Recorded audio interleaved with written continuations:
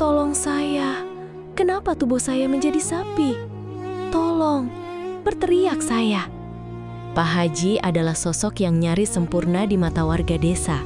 Namanya harum sebagai pendakwah kondang, dermawan dan panutan moral. Setiap ceramahnya selalu menggetarkan hati. Setiap langkahnya disambut hormat. Tak ada satupun warga yang meragukan kesalehan dan kebaikannya. Masjid, pengajian, dan kegiatan sosial seolah tak bisa berjalan tanpa dirinya. Namun tepat di hari yang seharusnya penuh berkah, langit Idul Adha mendadak terasa mencekam. Di tengah kerumunan yang menanti prosesi kurban, sebuah pemandangan mengerikan merobek logika mereka. Tubuh sang ulama besar itu berderak, meliuk menjadi seekor sapi jantan. Jerit ketakutan membelah udara, sementara sebagian warga hanya bisa mematung dengan wajah pucat pasi. Di tengah kekacauan yang menyesakan itu, sebuah tanya besar mulai merayap di benak mereka. Apa yang sebenarnya terjadi hingga peristiwa mengerikan seperti ini bisa terjadi? Bagi yang sudah like dan subscribe ke channel ini, kami doakan semoga dimudahkan segala urusannya, dilapangkan rezekinya, disehatkan badannya, dan dikabulkan segala hajat dunia akhirat oleh Allah Subhanahu wa Ta'ala. Mari kita mulai ceritanya. Matahari baru saja menampakkan diri di ufuk timur desa Makmur Jaya. Namun, keriuhan sudah terasa di depan sebuah rumah megah dengan pilar-pilar raksasa. Di sana, seorang pria parubaya mengenakan baju koko putih bersih dan peci hitam yang nampak sangat pas di kepalanya, sedang tersenyum ramah kepada setiap orang yang lewat.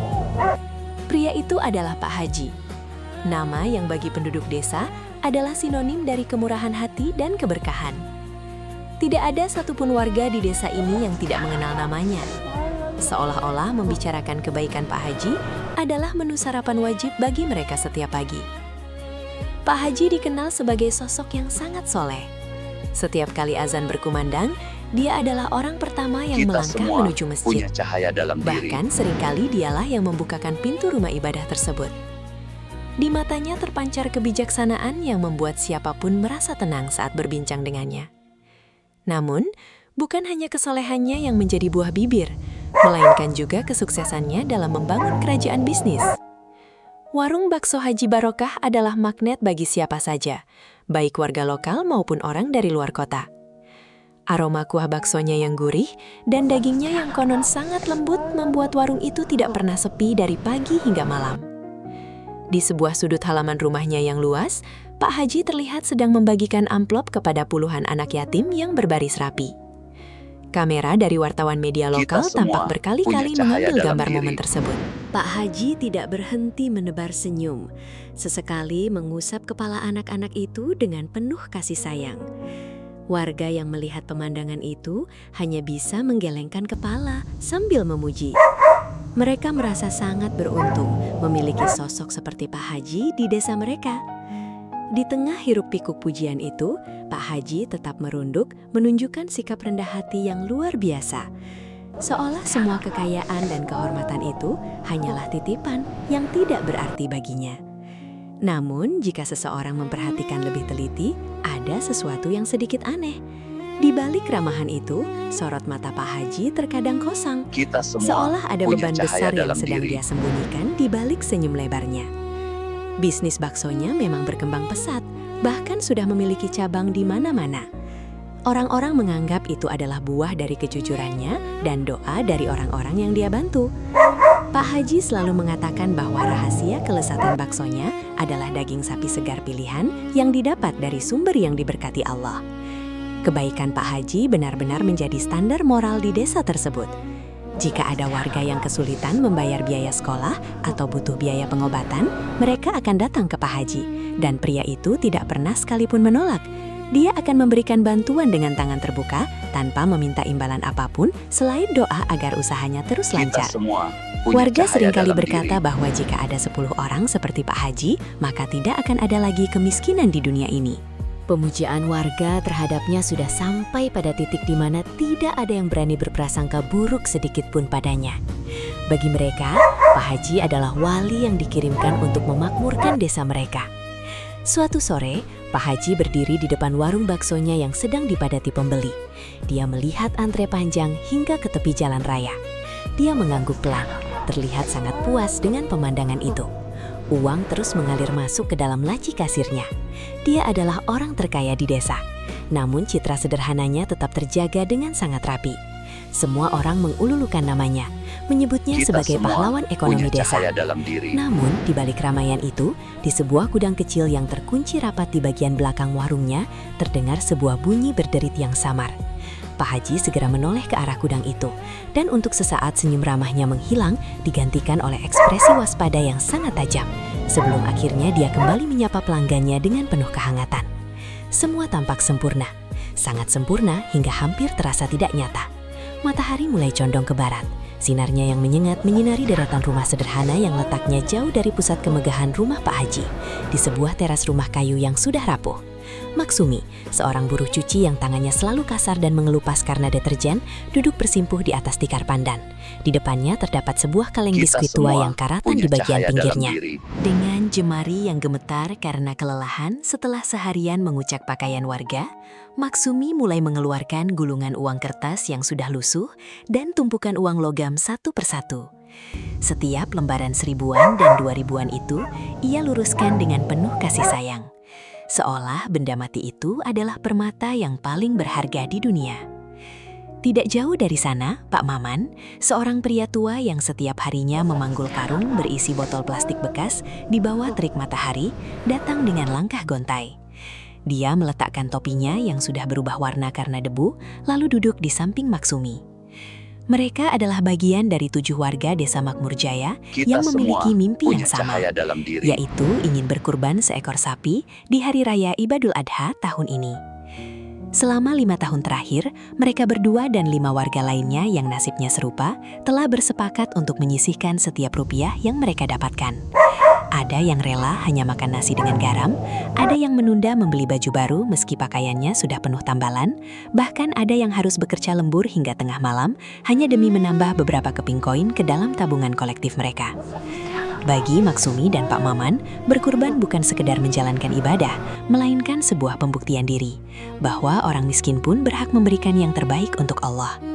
Mereka tidak ingin terus-menerus hanya menjadi penerima daging kurban setiap tahunnya. Mereka ingin merasakan nikmatnya memberi. Akhirnya, setelah bertahun-tahun berjuang, uang itu terkumpul. Total puluhan juta rupiah sudah berada di tangan mereka. Dengan hati yang berbunga-bunga dan mata yang berkaca-kaca karena haru, ketujuh warga itu bersepakat untuk menitipkan uang tersebut kepada orang yang paling mereka percayai di seluruh jagat raya, yaitu Pak Haji. Siapa lagi yang bisa mengurus pembelian sapi terbaik jika bukan sang juragan bakso yang soleh dan berpengalaman itu? Sore itu, suasana di kediaman Pak Haji terasa sangat syahdu. Ketujuh warga tersebut datang dengan pakaian terbaik mereka yang meskipun sudah pudar warnanya, namun tampak sangat rapi. Mereka diterima di ruang tamu luas yang harum aromanya.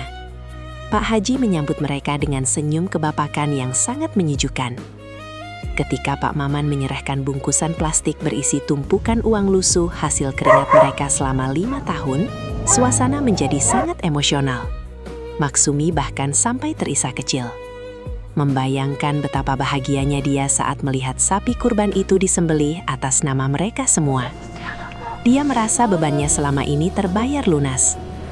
Pak Haji menerima uang itu dengan kedua tangannya. Lalu dia memejamkan mata sejenak seolah-olah sedang meresapi amanah yang begitu berat. Dengan suara yang sedikit serak dan bergetar, Pak Haji mulai memimpin doa. Dia meminta kepada Allah agar pengorbanan ketujuh warga ini diterima dan menjadi penolong mereka di akhirat kelak. Kalimat-kalimat doanya begitu indah, membuat siapapun yang mendengar akan merasa tersentuh hingga ke relung hati terdalam. Pak Haji berjanji dengan nada yang sangat meyakinkan bahwa dia sendiri yang akan pergi ke pasar ternak untuk memilih sapi yang paling besar, paling sehat, dan paling sempurna demi kemuliaan ibadah mereka. Namun, di balik dinding-dinding kokoh rumah mewah itu, ada sebuah kenyataan pahit yang tidak pernah terbayangkan oleh siapapun. Pak Haji yang selama ini dianggap sebagai simbol kesuksesan, ternyata sedang berada di ujung tanduk. Bisnis baksonya yang menggurita ternyata menyimpan lubang besar. Ambisinya untuk terus memperluas cabang dan gaya hidup mewahnya telah menjeratnya ke dalam hutang investasi bodong yang nilainya mencapai miliaran rupiah. Dia ditekan oleh penagih hutang yang tidak kenal ampun. Uang kurban dari 7 warga miskin itu, yang bagi mereka adalah hasil perjuangan seumur hidup, bagi Pak Haji hanyalah tambahan afka sesaat untuk menutupi bunganya yang menumpuk. Saat para warga itu berpamitan dengan wajah ceria dan penuh harapan, Pak Haji menatap kepergian mereka dari balik jendela. Senyum ramahnya perlahan memudar, berganti dengan tatapan dingin dan penuh perhitungan. Dia menggenggam erat plastik berisi uang lusuh itu. Namun, bukan rasa syukur yang dia rasakan, melainkan rasa haus akan lebih banyak lagi kekayaan untuk menyelamatkan citranya yang mulai retak di balik layar. Dia tahu benar bahwa sapi yang diharapkan warga tidak akan pernah datang dari pasar ternak. Di kepalanya, sebuah rencana jahat yang sangat licik sudah mulai tersusun rapi. Dia tidak peduli jika harus mengkhianati kepercayaan orang-orang yang paling tulus kepadanya.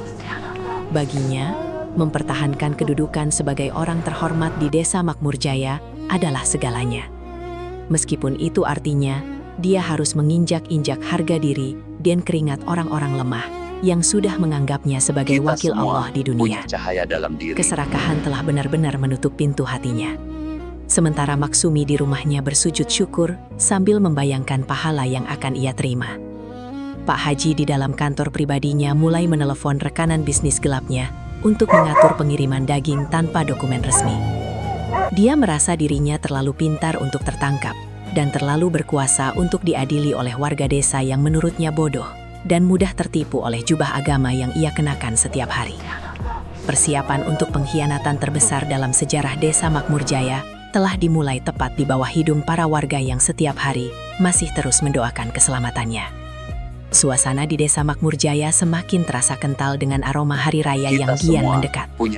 Gema takbir sesekali terdengar dari latihan anak-anak di masjid. Namun, di pusat keramaian warung bakso Haji Barokah, kesibukan justru mencapai puncaknya. Pak Haji tampak mondar-mandir di area depan, menyapa pelanggan dengan tutur kata yang sangat halus. Sesekali menyelipkan nasihat-nasihat agama yang membuat para pembeli semakin kagum. Namun, di balik riuhan di meja makan, ada seorang pemuda bernama Budi yang baru bekerja selama 2 minggu sebagai tenaga kebersihan dan pembantu umum di sana. Budi adalah pemuda jujur yang sangat mengagumi Pak Haji. Namun, rasa kagum itu perlahan mulai terkikis oleh rasa penasaran yang mengusik batinnya setiap kali dia melintasi lorong menuju bagian belakang bangunan. Area belakang warung bakso itu terbagi menjadi 2 bagian. Bagian pertama adalah dapur terbuka tempat merebus kuah dan menyiapkan mangkuk. Namun, bagian kedua adalah sebuah gudang beton yang pintunya selalu digembok ganda dengan rantai besar. Pak Haji telah menetapkan aturan yang sangat ketat sejak hari pertama Budi bekerja, bahwa tidak ada seorang pun, termasuk pegawai senior sekalipun, yang diperbolehkan menginjakkan kaki ke dalam gudang penggilingan daging tersebut kecuali Pak Haji sendiri. Pak Haji beralasan bahwa di sanalah resep rahasia keluarga diracik, sebuah ramuan rempah turun-temurun yang tidak boleh bocor ke tangan pesaing bisnis. Budi awalnya menerima alasan itu. Namun, seiring berjalannya waktu, dia mulai mencium sesuatu yang sangat tidak lazim. Setiap kali tengah malam tiba, saat warung sudah tutup dan para pegawai diperintahkan untuk segera pulang, Pak Haji tetap tinggal di sana sendirian. Suatu malam, Budi yang tertinggal karena harus mencari kunci motornya yang terselip tanpa sengaja mencium aroma anyir yang sangat tajam dan pekat dari arah gudang tersebut. Bau itu bukan seperti bau daging sapi segar yang biasa ia lihat di pasar, melainkan bau darah yang sangat menyengat, hampir terasa seperti bau kematian yang menyesakkan dada. Saat dia mencoba mendekat untuk memastikan, dia mendengar suara mesin penggilingan yang menderu keras. Namun di sela-sela suara mesin itu, ada bunyi berdebun seperti benda besar yang dijatuhkan ke lantai semen dengan sangat kasar. Budi merasa bulu kuduknya meremang. Namun dia segera bersembunyi saat melihat bayangan Pak Haji mendekat ke arah pintu. Keesokan harinya, perilaku Pak Haji mulai menunjukkan perubahan yang sangat ganjil. Pria yang biasanya tampil sangat rapi itu, mulai sering terlihat berkeringat dingin meskipun cuaca sedang sejuk. Saat memberikan instruksi kepada Budi, suara Pak Haji tidak lagi selembut biasanya. Sesekali di tengah kalimatnya muncul suara serak yang berat. Sebuah bunyi nguh pendek yang keluar dari tenggorokannya secara tidak sengaja. Pak Haji tampak sangat terkejut setiap kali suara itu keluar. Dia segera menutup mulutnya dengan sapu tangan dan terbatuk-batuk kecil untuk menutupi kecanggungannya. Punya cahaya dalam Budi diri. melihat mata Pak Haji mulai memerah. Bukan karena kurang tidur, melainkan seperti ada api yang sedang berkobar di balik pupil matanya yang biasanya terlihat bijaksana. Keanehan tidak berhenti di situ. Budi sempat melihat Pak Haji menggaruk-garuk lengan bawahnya dengan sangat kasar, hingga kancing bajunya sedikit terbuka. Di balik kain koko yang mahal itu, Budi melihat sekilas permukaan kulit Pak Haji yang biasanya bersih, kini tampak bersisik, kasar, dan berwarna gelap. Ada bercak-bercak bulu hitam yang tumbuh sangat lebat dan kaku, tidak seperti bulu manusia pada umumnya. Pak Haji segera menarik lengan bajunya dengan wajah yang sangat pucat pasi Kita saat semua menyadari punya Budi cahaya dalam memperhatikannya. diri. Dia memberikan tatapan yang sangat tajam dan mengancam. Sebuah tatapan yang belum pernah Budi lihat sebelumnya dari sosok yang dianggap wali desa tersebut. Ketakutan mulai merayap di hati Budi. Dia merasa ada sesuatu yang sangat salah di balik dinding beton gudang itu. Kecurigaan Budi semakin memuncak ketika dia melihat tumpukan karung-karung goni yang dibawa masuk oleh sebuah truk stanta plat nomor pada jam 3 pagi. Pak Haji sendiri yang membongkar muatan itu dengan kekuatan fisik yang luar biasa. Seolah-olah dia memiliki tenaga yang jauh melampaui usianya. Karung-karung itu bergerak-gerak seperti berisi sesuatu yang masih bernyawa, Kita semua namun sudah punya sangat cahaya lemas. dalam diri. Aroma busuk yang bercampur dengan bau obat-obatan kimia tercium dari arah truk tersebut. Budi yang mengintip dari balik celah pagar merasa perutnya mual. Dia teringat pada Maksumi dan Pak Maman yang setiap hari menanyakan kabar sapi kurban mereka dengan wajah penuh harap. Hati kecil Budi berbisik bahwa sapi-sapi itu mungkin tidak pernah ada di kandang semanapun, melainkan sudah berada di dalam gudang penggilingan itu dalam bentuk yang mengerikan. Konflik internal mulai berkecamuk di dalam diri Budi. Jika dia bicara, tidak akan ada warga desa yang percaya padanya karena nama besar Pak Haji sudah terlalu suci di mata mereka. Namun jika dia diam, Kita dia semua merasa menjadi punya bagian cahaya dari dalam sebuah diri. kebohongan besar yang sangat berdosa. Sementara itu, Pak Haji semakin sering mengurung diri di dalam gudang. Bahkan saat waktu sholat tiba, dia tidak lagi terlihat di masjid. Warga desa mulai bertanya-tanya. Namun mereka hanya menganggap Pak Haji sedang sangat sibuk menyiapkan sedekah besar untuk hari raya. Mereka tidak tahu bahwa di dalam kegelapan gudang itu, Pak Haji sedang berjuang melawan rasa sakit yang luar biasa di seluruh tulang belulangnya yang mulai bergeser. Sebuah pertanda bahwa pintu asap dari Allah mulai terbuka sedikit demi sedikit akibat keserakahan yang tidak bertepi. Hari menjelang Hari Raya Idul Adha, suasana desa makmur jaya yang seharusnya dipenuhi dengan Kita lantunan semua takbir dan punya cahaya kegembiraan dalam diri. mulai diselimuti oleh kabut kecemasan yang samar. Di pelataran masjid besar desa, beberapa patok kayu sudah tertancap rapi, siap untuk menambatkan hewan-hewan kurban yang akan disembelih. Namun ada satu pemandangan yang mengganjal hati warga di sudut yang seharusnya menjadi tempat sapi paling gagah milik kelompok Maksumi dan Pak Maman. Tanahnya masih terlihat kosong melompong. Hanya ada debu yang berterbangan, tertiup angin kering musim kemarau. Pak Maman dengan langkahnya yang semakin berat karena usia, berdiri di sana sambil memegang tali tambang baru yang sengaja ia beli dari pasar. Matanya terus menatap ke arah jalan raya, berharap ada Kita truk besar semua yang punya membawa cahaya sapi dalam pesanan diri. mereka. Di sampingnya, Maksumi meremas-remas ujung jilbabnya yang sudah pudar. Kegelisahan terpancar jelas dari wajah keriputnya. Mereka telah menyerahkan seluruh tabungan hidup mereka kepada Pak Haji. Dan kini saat waktu penyembelihan tinggal hitungan puluhan jam, sosok yang mereka percayai itu seolah-olah menghilang di telan bumi. Tidak ada kabar, tidak ada kepastian, hanya janji-janji hambar yang terus diulang melalui pesan singkat yang dikirimkan oleh asisten Pak Haji. Ketidakpastian ini akhirnya mendorong Pak Maman, Maksumi, dan 5 warga lainnya untuk mendatangi kediaman mewah Pak Haji. Mereka berjalan beriringan dengan hati yang berdebar. Kita semua Sesampainya di punya cahaya gerbang dalam rumah diri. yang menjulang tinggi itu, mereka tertahan oleh penjaga keamanan yang tampak lebih ketat dari biasanya. Setelah menunggu hampir 1 jam di bawah terik matahari yang membakar kulit, Pak Haji akhirnya keluar. Namun penampilannya kali ini sangat mengejutkan. Dia mengenakan jubah besar yang menutupi seluruh tubuhnya hingga ke leher, dan wajahnya sebagian tertutup oleh masker kain yang tebal. Matanya yang merah tampak sangat gelisah, terus menghindari kontak mata langsung dengan para warga yang telah mempercayainya. Dengan suara yang terdengar sangat aneh, berat, dan sesekali pecah seperti suara gesekan kayu, Pak Haji mulai bicara. Kita semua Dia punya cahaya mengatakan dalam bahwa diri. sapi kurban milik mereka sedang tertahan di perbatasan. Karena adanya pemeriksaan ketat terkait wabah mulut dan kuku yang sedang merebak di luar kota. Dia meminta warga untuk bersabar dan terus berdoa kepada Allah agar sapi itu segera sampai. Kata-katanya masih terdengar sangat religius. Namun, ada nada ketidaksabaran dan kemarahan yang terselubung di balik kalimat-kalimat sucinya. Pak Maman mencoba memotong pembicaraan, bertanya mengapa sapi milik warga lain sudah sampai, sementara milik mereka yang paling awal menyetor uang justru belum terlihat. Pertanyaan itu membuat raut wajah Pak Haji berubah Kita semua drastis, punya menjadi cahaya dalam sangat diri. gelap dan menyeramkan. Disinilah konflik mulai memanas. Pak Haji bukannya memberikan solusi, malah balik menyudutkan Pak Maman.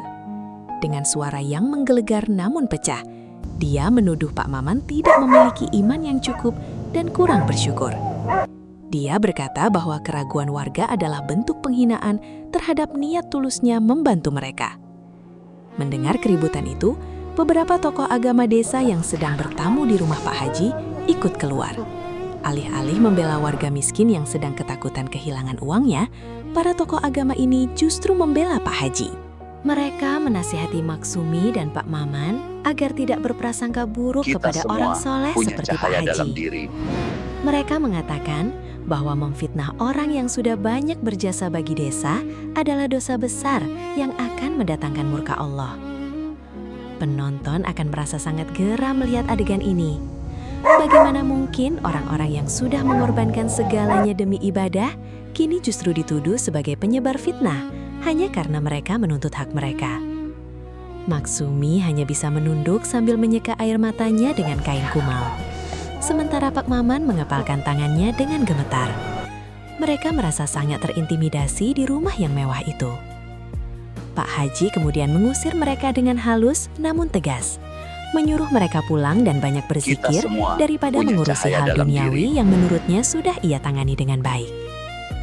Setelah warga pergi dengan perasaan hancur, Pak Haji segera masuk ke dalam rumah dan mengunci pintu dengan rapat. Dia tersungkur di lantai ruang tamunya yang dingin. Rasa gatal di seluruh tubuhnya kini berubah menjadi rasa panas yang membakar, seperti disiram air raksa. Dia mulai menggaruk lehernya hingga berdarah. Dan dari balik luka itu muncul lapisan kulit yang tebal dan keras, persis seperti kulit hewan ternak. Dia mulai merasa mual yang luar biasa setiap kali mencium aroma parfum di rumahnya sendiri. Dia merangkak menuju dapur bukan untuk mencari obat, melainkan mencari sisa sayuran mentah yang ada di keranjang sampah. Dia mengunyah sayuran Kita itu semua dengan sangat punya rakus. cahaya dalam diri. Sementara air matanya mengalir deras karena ketakutan akan apa yang sedang terjadi pada dirinya. Di luar, bisik-bisik warga mulai terbelah. Sebagian besar masih membela Pak Haji mati-matian, menganggap keterlambatan sapi adalah ujian bagi keikhlasan warga miskin tersebut. Namun, ada segelintir orang yang mulai melihat kejanggalan, termasuk Budi yang dari kejauhan melihat Pak Maman pulang dengan tangan hampa. Budi tahu ada yang tidak beres dengan gudang daging itu. Namun dia masih terlalu takut untuk bicara. Atmosfer di Desa Makmur Jaya kini bukan lagi penuh kedamaian, melainkan ketegangan yang menunggu waktu untuk meledak. Kita semua punya Pak cahaya Haji dalam yang diri. biasanya dipuja, kini mulai menjadi pusat dari pusaran energi negatif yang ia ciptakan sendiri, melalui pengkhianatan dan kebohongannya yang sangat rapi. Penipuan ini bukan lagi soal uang, tapi soal penghinaan terhadap makna kurban itu sendiri. Malam semakin larut di Desa Makmur Jaya. Namun ketenangan yang biasanya menyelimuti rumah mewah Pak Haji, kini berganti dengan suasana mencekam yang sulit dijelaskan dengan kata-kata. Di dalam kamar utamanya yang luas dan berpendingin udara, Pak Haji mengerang kesakitan di atas ranjang king size miliknya. Istrinya, Hajah Siti, duduk di pinggir tempat tidur dengan wajah yang sangat pucat pasi dan tangan yang gemetar hebat saat Kita memegang semua baskom punya berisi cahaya air dalam hangat. diri. Dia mencoba mengompres dahi suaminya. Namun, setiap kali kain itu menyentuh kulit Pak Haji, suaminya justru menjerit, seolah-olah kulitnya sedang disayat oleh pisau panas. Hajah Siti melihat dengan mata kepalanya sendiri sebuah perubahan yang menentang logika manusia. Kulit di lengan dan punggung Pak Haji yang biasanya bersih, kini telah berubah menjadi gelap, menebal, dan terasa sangat kasar, seperti kulit binatang ternak yang sering terpapar matahari. Di beberapa bagian, muncul bercak-bercak bulu hitam yang sangat kaku dan tajam. Tumbuh menembus pori-pori kulit Pak Haji Kita hingga semua mengeluarkan punya cahaya tetesan dalam darah diri. segar. Pak Haji terus menggaruk tubuhnya dengan kuku-kukunya yang kini mulai mengeras dan berubah warna menjadi gelap keabu-abuan. Setiap kali dia menggaruk, kulitnya tidak lecet, melainkan mengeluarkan suara gesekan yang kasar, persis seperti suara sikat kawat yang digosokkan ke permukaan semen. Konflik internal dalam diri Pak Haji mencapai puncaknya malam itu. Di satu sisi, dia sangat ketakutan akan apa yang terjadi pada fisiknya. Namun di sisi lain, keserakahan dan egonya masih berusaha menolak kenyataan bahwa ini adalah peringatan dari Allah. Dia terus meracau tentang bisnis baksonya, tentang bagaimana dia harus tetap terlihat kaya di depan warga, Kita dan semua tentang betapa punya dia tidak cahaya menyesal dalam telah diri. menggunakan uang kurban milik Maksumi dan Pak Maman untuk menutupi utang judinya. Dia merasa bahwa dia adalah orang yang paling berjasa di desa ini, sehingga dia merasa berhak untuk sesekali meminjam hak warga miskin tersebut tanpa harus merasa berdosa. Namun, setiap kali pikiran sombong itu melintas di benaknya, rasa sakit di tulang-tulangnya semakin menjadi-jadi. Suara Pak Haji kini sudah tidak lagi menyerupai suara manusia. Setiap kali dia mencoba berbicara atau berteriak minta tolong, suara yang keluar dari kerongkongannya adalah lenguhan yang dalam dan berat. Sebuah bunyi nguh yang sangat panjang dan memekakan Kita telinga. semua punya cahaya dalam diri. Hajah Siti hanya bisa menangis sesenggukan, menutup telinganya karena tidak kuat mendengar suara suaminya yang sudah berubah menjadi suara hewan.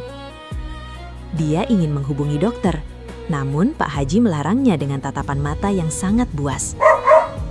Pak Haji tidak ingin rahasianya terbongkar. Dia lebih memilih mati dalam kesakitan daripada harus menanggung malu karena citra sucinya hancur di mata warga desa.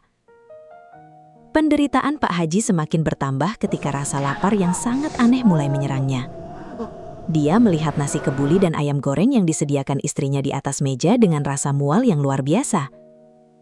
Aroma bumbu rempah yang biasanya dia sukai kini terasa seperti bau busuk yang menjijikkan Kita baginya. semua punya cahaya Secara dalam tidak sadar, diri. matanya tertuju pada tanaman hias di pojok kamar dan rangkaian bunga melati yang ada di dalam jambangan.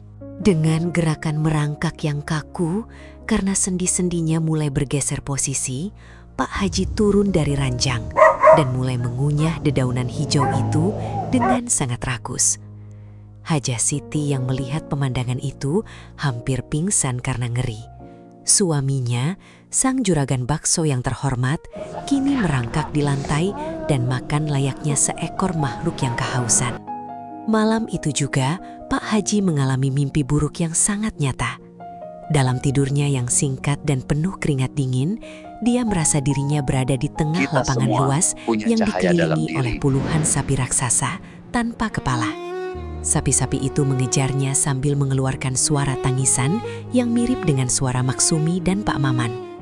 Mereka menuntut keadilan atas keringat dan air mata yang telah dikhianati. Pak Haji mencoba berlari, namun kakinya terasa sangat berat dan kaku. Dia melihat tangannya sendiri berubah menjadi kuku belah yang besar.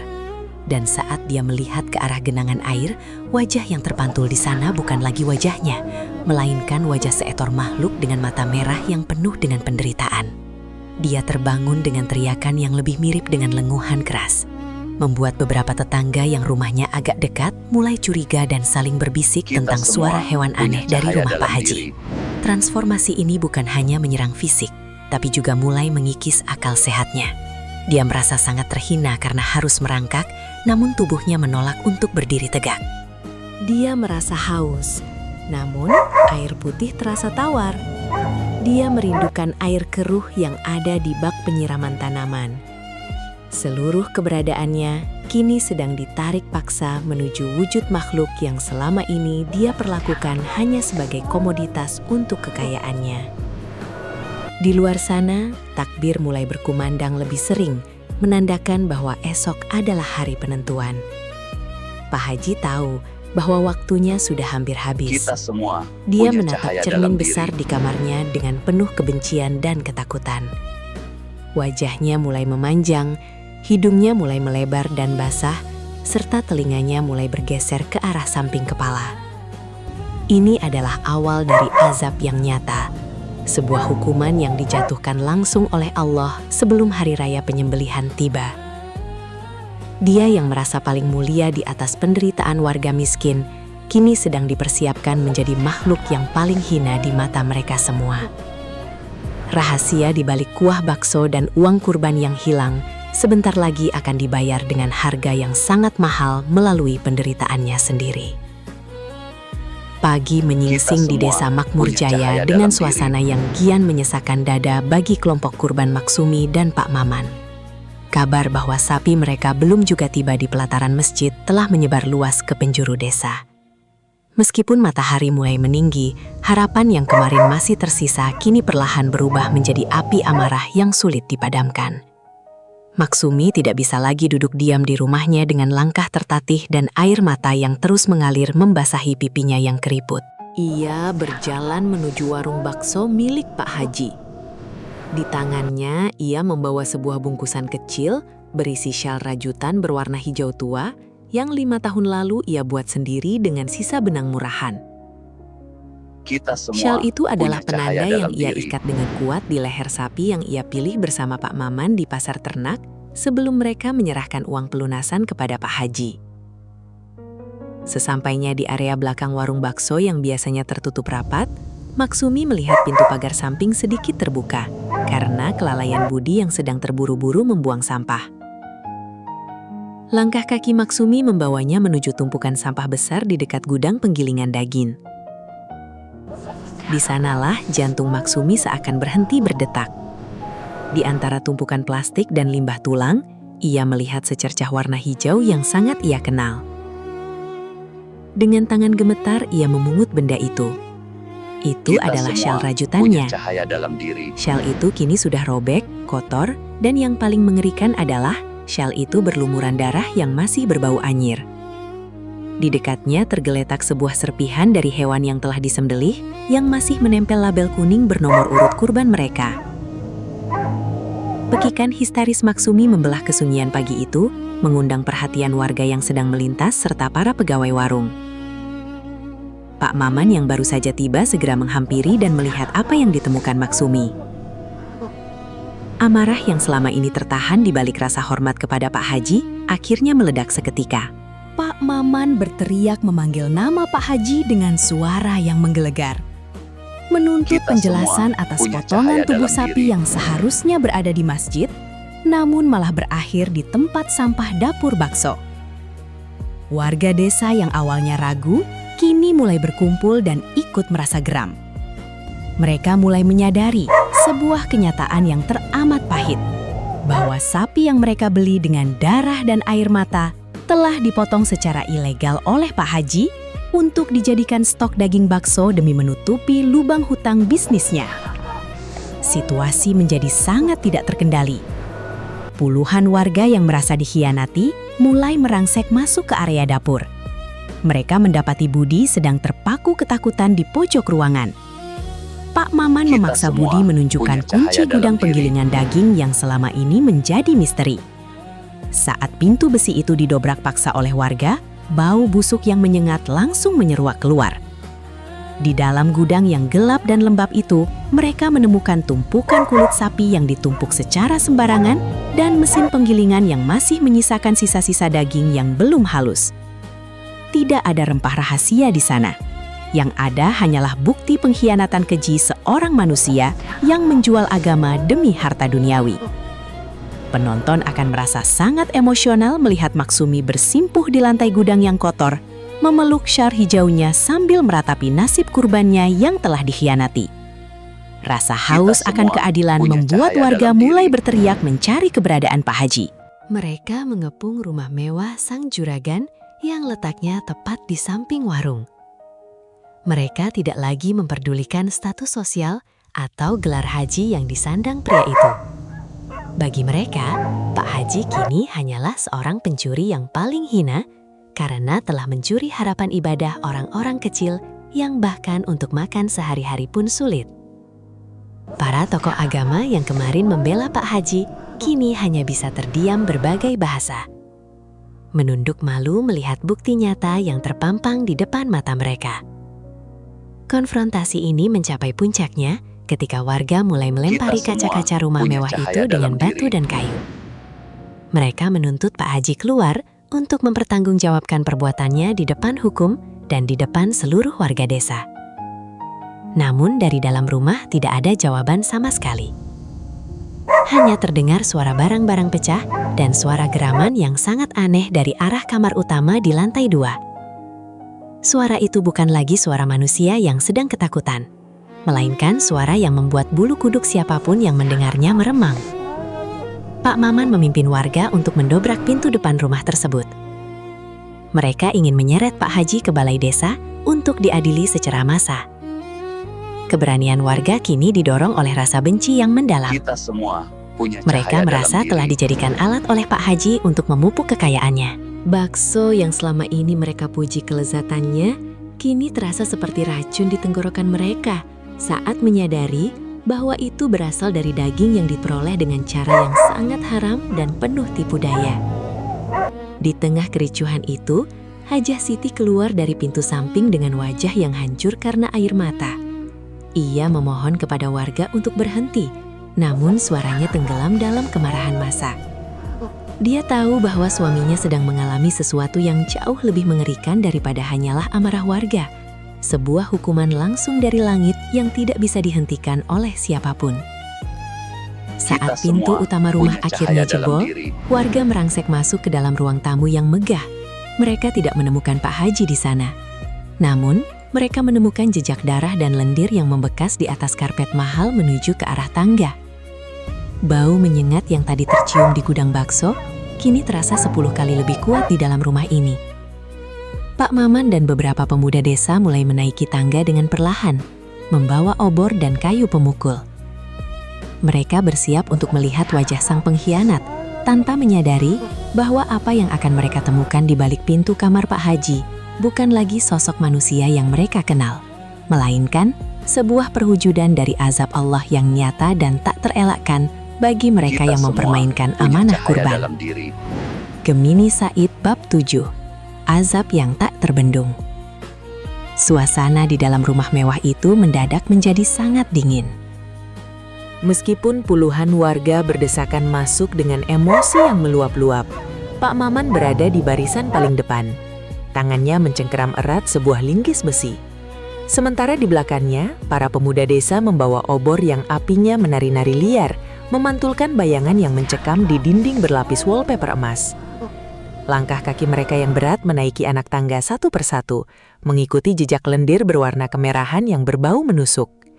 Setiap langkah terasa seperti menuju ke liang lahat. Keheningan di Kita lantai semua atas hanya dipecah punya oleh cahaya suara dalam isak diri. tangis Hajah Siti yang terdengar dari kejauhan, memohon agar warga tidak mendekati kamar utama. Namun amarah warga sudah mencapai titik didih yang tidak bisa didinginkan oleh air mata siapapun. Mereka merasa telah dimakan hidup-hidup oleh keserapangan Pak Haji. Sesampainya di depan pintu jati yang besar dan kokoh milik kamar Pak Haji, Pak Maman berhenti sejenak. Dari balik pintu itu terdengar suara geraman yang sangat dalam.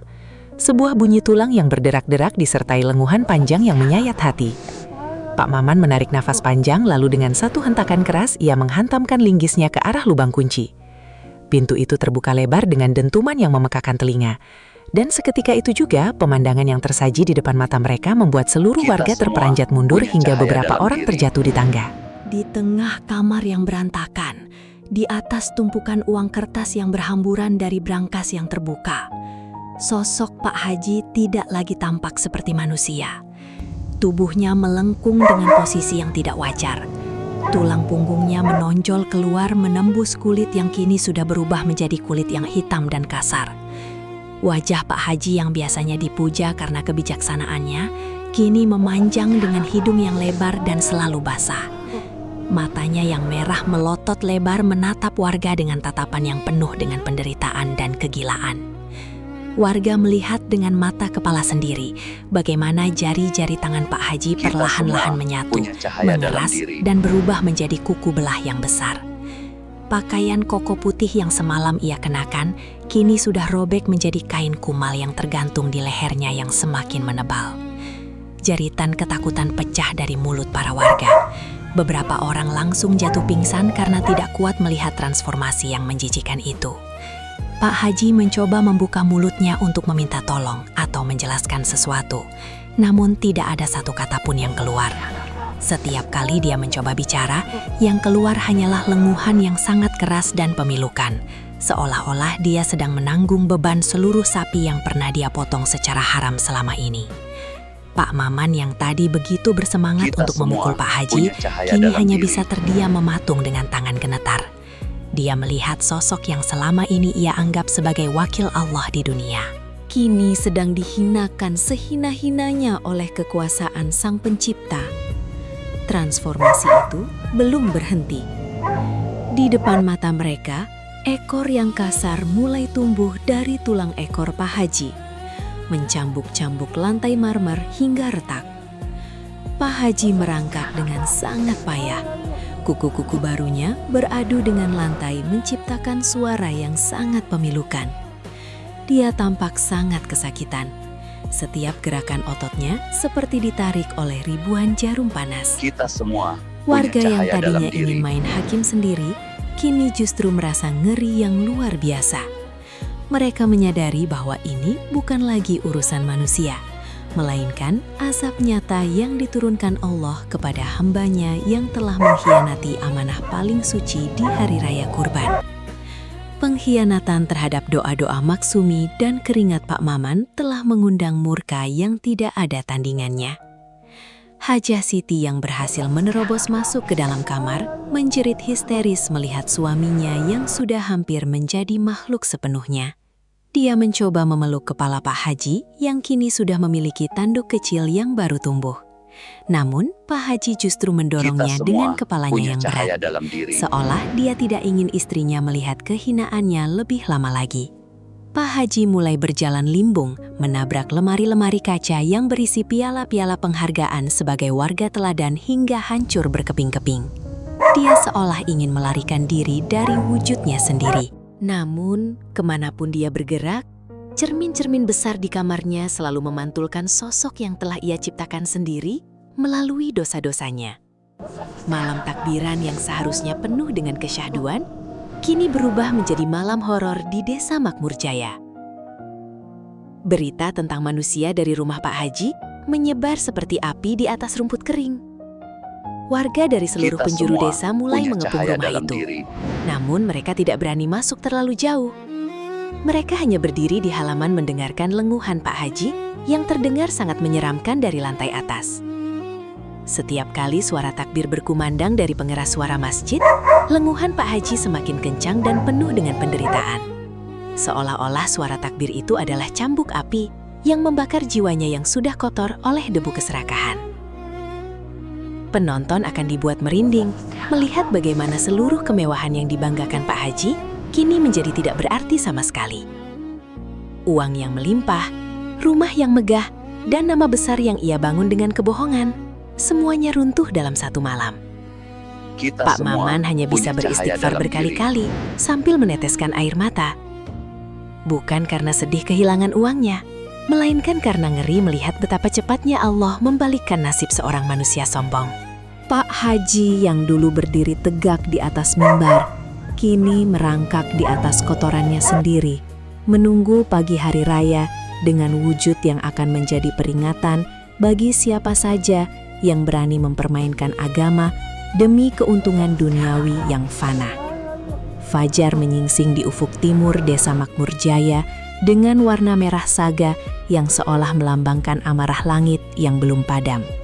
Gema takbir Idul Adha yang biasanya membawa kedamaian, Kita semua kini terasa punya mencekam, cahaya dalam diri. bergetar di sela-sela dinding rumah warga yang semalam tidak bisa memejamkan mata. Di pelataran masjid besar desa, ribuan warga sudah berkumpul, namun bukan untuk melaksanakan sholat Id dengan khusyuk.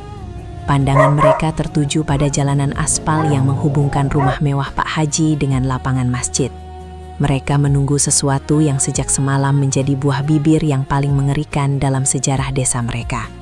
Tiba-tiba terdengar suara kuku-kuku keras yang menghantam aspal secara berirama, diiringi suara nafas yang berat dan lenguhan pendek yang menyayat hati. Dari kejauhan nampak sebuah sosok besar yang berjalan pincang, merangkak dengan 4 kaki yang kaku dan penuh luka. Kita semua Sosok punya itu cahaya adalah Pak dalam Haji diri. yang kini sudah bertransformasi sepenuhnya menjadi makhluk berbulu hitam legam, namun dengan tatapan mata yang masih menyisakan sisa-sisa kesadaran manusia. Di lehernya yang besar dan bergelambir, masih melilit sisa-sisa kain koko putih yang robek dan syal hijau milik Maksumi yang secara ajaib tetap melingkar di sana. Seolah-olah menjadi rantai tak terlihat yang menariknya menuju tempat penghakiman. Warga desa Makmur Jaya mundur teratur, memberikan jalan bagi makhluk tersebut, dengan wajah yang dipenuhi kengerian dan rasa jijik. Pak Maman berdiri di barisan paling depan bersama para warga Kita yang semua telah punya kehilangan uang cahaya dalam kurbannya. diri.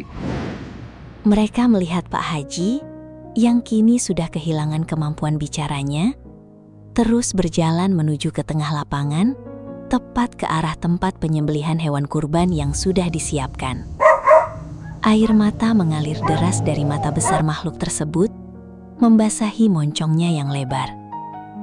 Ini adalah sebuah pemandangan yang menghancurkan logika. Seorang juragan yang selama ini paling dihormati, kini menyerahkan dirinya sendiri untuk disembelih layaknya makhluk yang paling hina.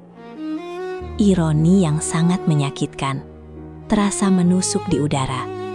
Kita Pak semua Haji yang punya telah cahaya mencuri dalam daging diri. kurban milik warga miskin demi memperkaya bisnis baksonya, kini berdiri di atas tanah yang sama untuk menjadi kurban itu sendiri.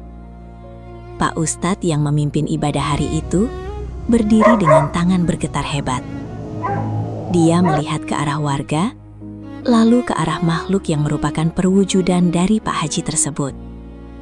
Keheningan yang sangat panjang menyelimuti lapangan masjid.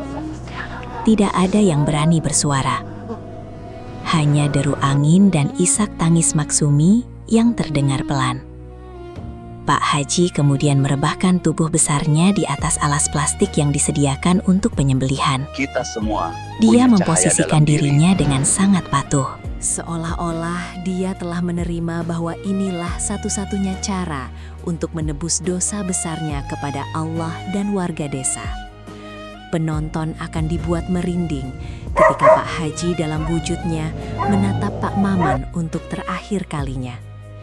Dalam sorot mata itu tidak ada lagi kesombongan, tidak ada lagi tipu daya. Yang ada hanyalah penyesalan yang sangat dalam.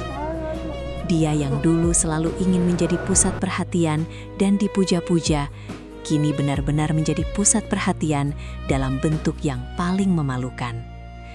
Saat pisau penyembelihan yang tajam Kita mulai semua dikeluarkan punya oleh cahaya petugas dalam kurban, diri. makhluk itu tidak meronta sedikit pun.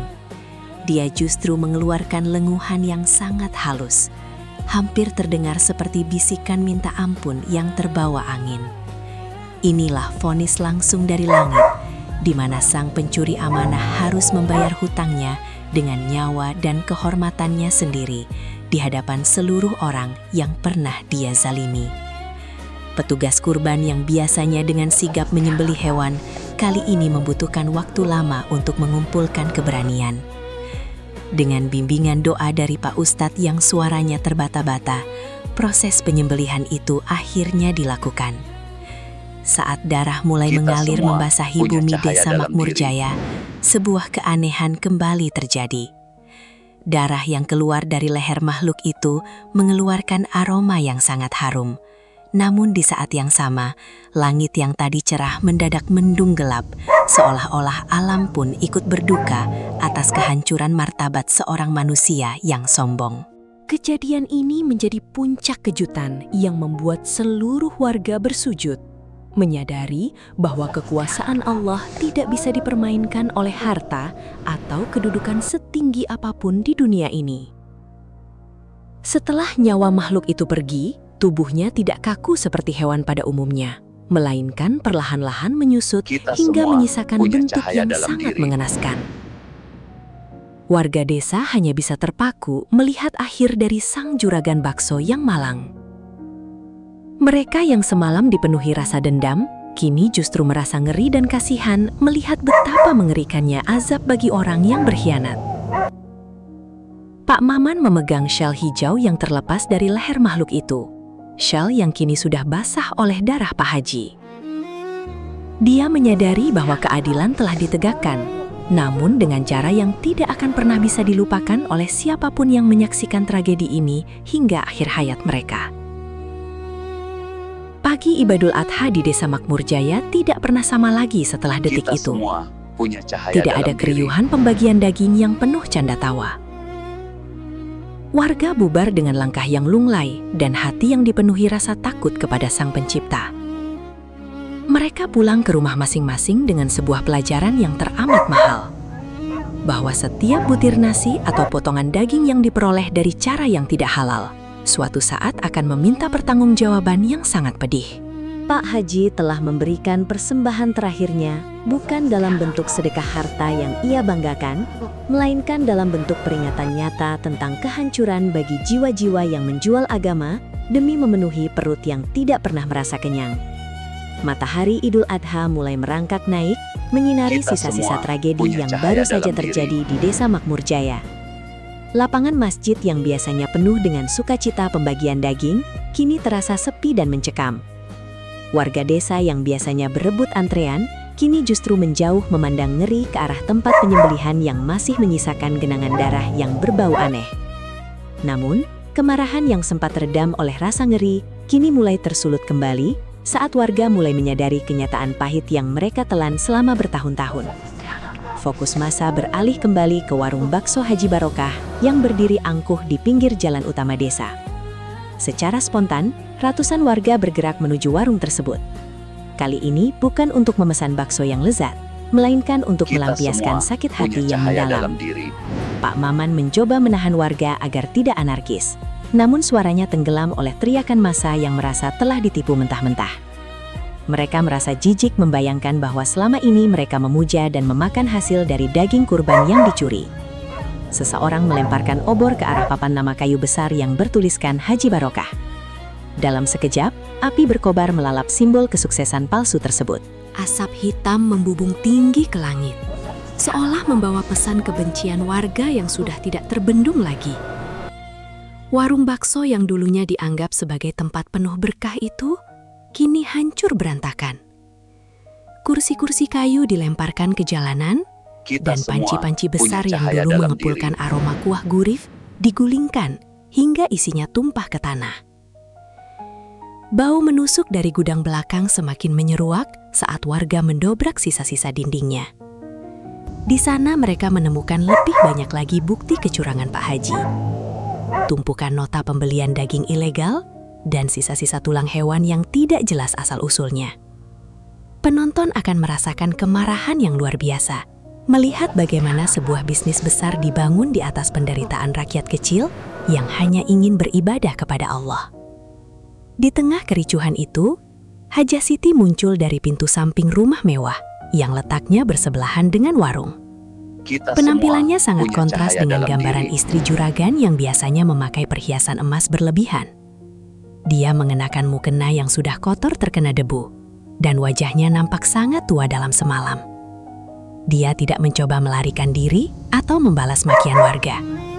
Dengan suara yang gemetar dan air mata yang tidak berhenti mengalir, Hajah Siti bersimpuh di depan warga yang sedang mengamuk. Dia mulai berteriak menceritakan rahasia kelam suaminya yang selama ini ia tutup rapat-rapat karena rasa takut dan malu. Hajah Siti mengungkapkan bahwa Pak Haji sudah lama terjerat dalam lingkaran kegelapan. Suaminya itu bukan hanya menggunakan uang kurban, tapi juga sering melakukan ritual-ritual aneh demi melancarkan bisnisnya Kita yang mulai semua bangkrut punya karena cahaya dalam keserakahan diri. sendiri. Dia bercerita bagaimana Pak Haji sering mengurung diri di gudang dan berbicara sendiri seolah sedang membuat kesepakatan dengan kekuatan yang tidak wajar. Hajah Siti mengakui bahwa dia sudah sering mengingatkan suaminya agar bertaubat dan mengembalikan uang Maksumi serta Pak Maman. Namun, Pak Haji justru mengancam akan menceraikannya jika dia berani bicara. Penjelasan ini membuat warga terdiam sejenak, menyadari bahwa kehancuran Pak Haji bukan hanya karena kesalahan teknis bisnis, melainkan karena jiwanya yang sudah benar-benar rusak oleh nafsu duniawi. Suasana semakin mengharukan ketika Hajah Siti mengeluarkan sebuah tas kecil berisi Kita perhiasan-perhiasannya semua yang punya tersisa. cahaya dalam diri. Dia menyerahkan tas itu kepada Pak Maman dan Maksumi sebagai bentuk permohonan maaf dan pengganti uang kurban mereka yang telah disalahgunakan. Dia berkata bahwa dia tidak ingin menyimpan 1 rupiah pun dari harta yang berasal dari penderitaan orang terzalimi. Warga yang tadinya beringas perlahan-lahan mulai mereda amarahnya melihat penyesalan tulus dari sang istri. Namun, luka di hati warga tidak bisa sembuh begitu saja hanya dengan emas dan perak. Rasa percaya yang telah hancur adalah kerugian terbesar yang dialami oleh masyarakat Desa Makmur Jaya. Di sela sisa-sisa puing warung yang masih berasap, Budi berdiri menatap kehancuran itu dengan perasaan campur aduk. Dia merasa Kita semua bersalah punya karena cahaya dalam tidak diri. berani bicara lebih awal. Namun, dia juga merasa lega karena kebenaran akhirnya terungkap. Dia melihat bagaimana kemewahan yang dibangun selama berpuluh-puluh tahun bisa rata dengan tanah, hanya dalam hitungan jam karena keadilan Allah. Kejadian ini menjadi saksi bisu bagi seluruh desa bahwa jubah agama dan gelar haji tidak akan bisa melindungi seseorang dari keadilan langit jika hatinya penuh dengan tipu daya.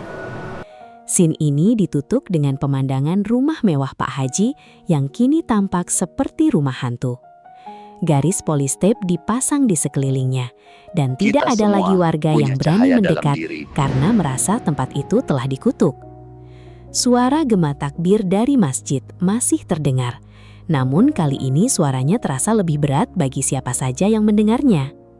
Mereka semua belajar bahwa kesalehan sejati tidak diukur dari seberapa banyak uang yang disedekahkan di depan kamera, melainkan dari kejujuran dalam menjaga amanah orang-orang kecil yang menaruh harapan padanya. Desa Makmur Jaya kini memulai babak baru, babak yang penuh dengan kehati-hatian dan rasa takut akan pedihnya hukuman bagi mereka yang berani mempermainkan nama Allah demi harta. 3 hari telah berlalu sejak peristiwa mengerikan yang mengguncang Desa Makmur Jaya. Kita Namun semua suasana di punya sana cahaya masih dalam terasa diri. seperti diselimuti kabut kesedihan yang mendalam.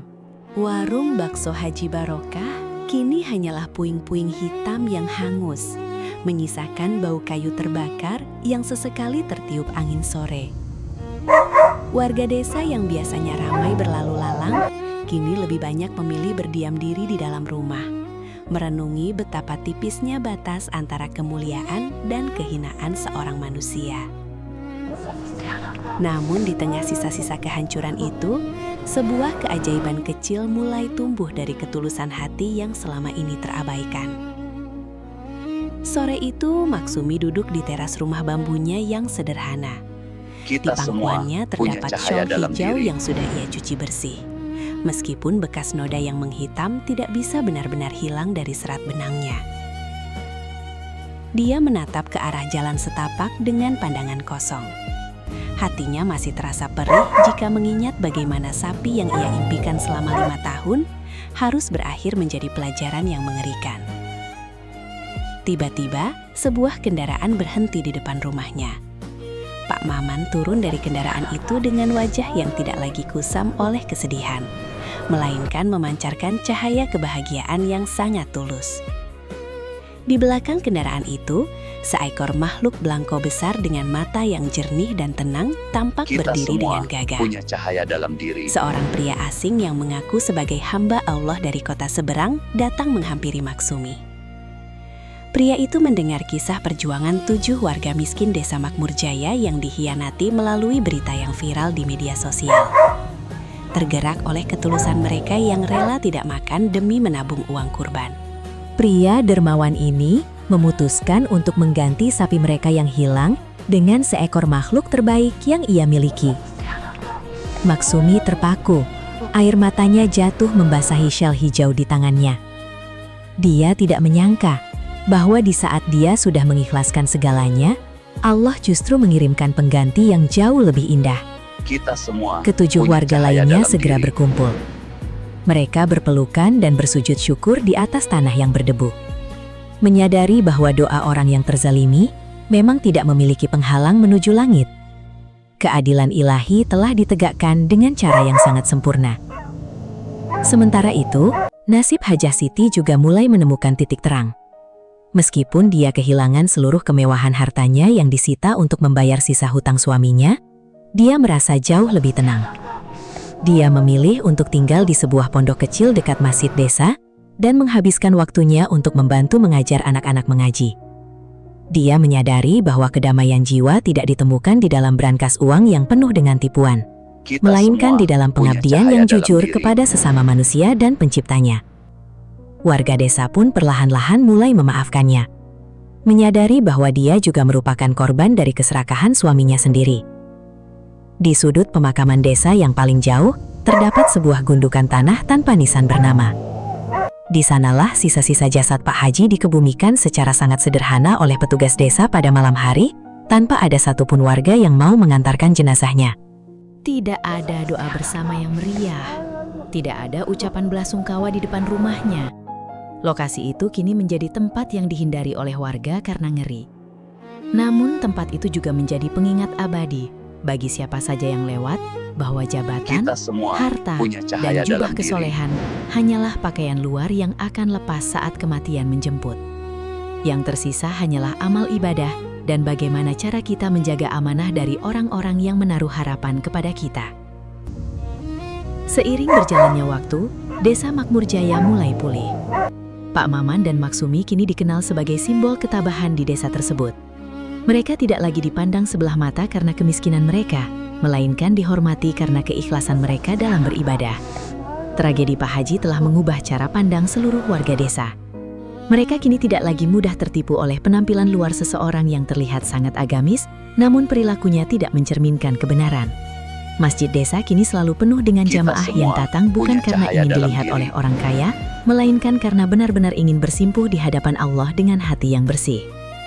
Scene ini berakhir dengan pemandangan Maksumi yang sedang mengikatkan kembali syal hijaunya ke leher makhluk belangko pemberian orang dermawan tersebut. Makhluk itu akan dikurbankan pada hari tasyrik sebagai bentuk syukur mereka yang tertunda. Saat pisau penyembelihan bergerak, kali ini sekitarnya sangat tenang dan penuh keberkahan. Tidak ada bau menusuk yang menyesakan. Yang ada hanyalah aroma ketulusan yang memenuhi udara desa. Matahari terbenam di balik bukit, menutup lembaran kelam sejarah Desa Makmur Jaya dan membuka lembaran baru yang lebih bercahaya. Kebaikan palsu mungkin bisa Kita bertahan semua lama di mata punya manusia. cahaya dalam diri. Namun di hadapan Allah, kebenaran akan selalu menemukan jalannya untuk terungkap, meskipun harus melalui cara yang paling pahit sekalipun. Pesan terakhir dari kisah ini terus bergema di setiap sudut desa, bahwa setiap tetes keringat orang miskin yang disalahgunakan akan menjadi api yang membakar pelakunya di dunia maupun di akhirat. Pak Haji telah pergi, meninggalkan pelajaran berharga bahwa menjadi orang baik itu mudah, namun menjadi orang jujur dalam kebaikan adalah sebuah perjuangan yang sesungguhnya.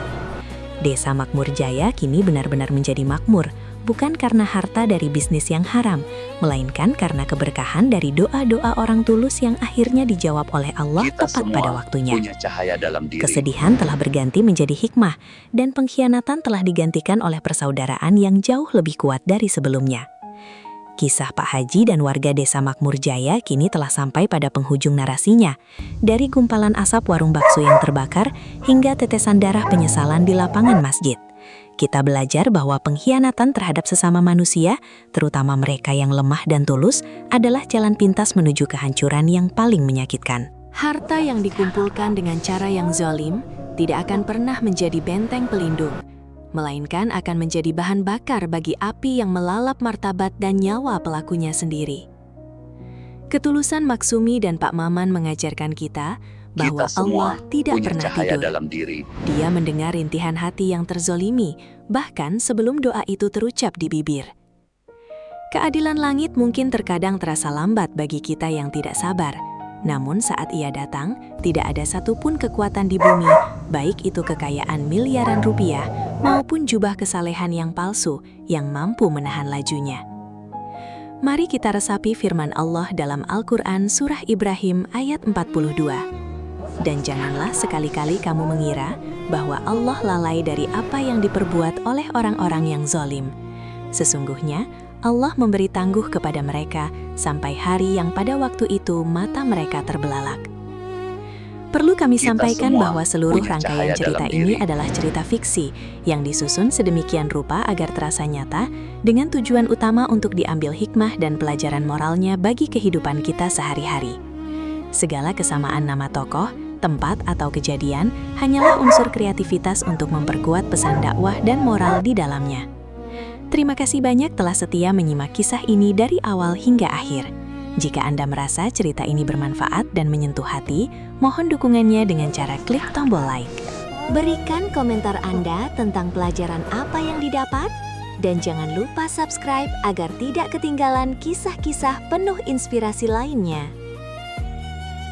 Bagi Bapak, Ibu, dan saudara-saudara semua sekalian punya yang cahaya sudah dalam memberikan diri. like, komentar, dan subscribe, kami dengan tulus mendoakan semoga diberikan umur yang panjang dalam keberkahan, dimudahkan segala urusannya, dilancarkan rezekinya, dan semoga anak cucu kita semua dijadikan oleh Allah sebagai keturunan yang soleh dan solihah, yang berbakti kepada orang tua, serta berguna bagi agama dan bangsa. Amin ya robbal alamin.